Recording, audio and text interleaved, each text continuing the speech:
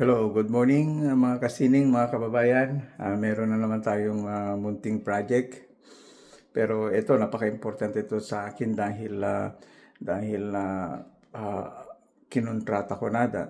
Kailangan ko ng pera dahil siyempre paggagawa tayo ng mga paintings natin, bibili tayo ng mga gamit. Wala ako dyan ngayon, nakapagbenta ako pero siyempre ang dami kong babayaran na bills at saka tuloy-tuloy yung pagbabayad. So dito sa abroad, kailangan na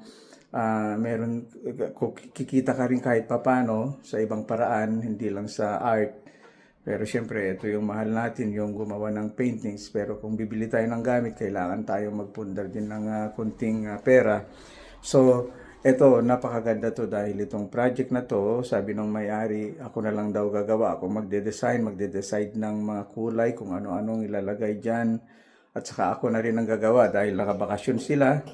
So, gawin natin, unti-untiin natin. Ito, ipapakita ko sa inyo. Pakita ko sa inyo. Ito yung wallpaper. Natanggal ko na yung iba. Ngayon, i-strip ko lahat yan.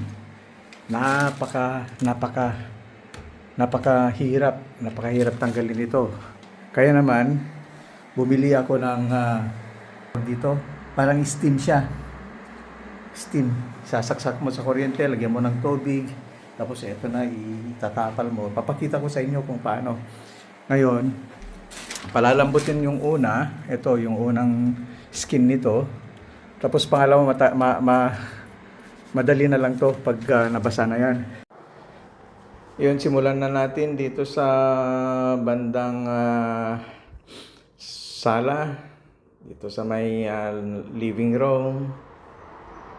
Naninibago ako dahil ngayon lang ako gumamit ng ganito.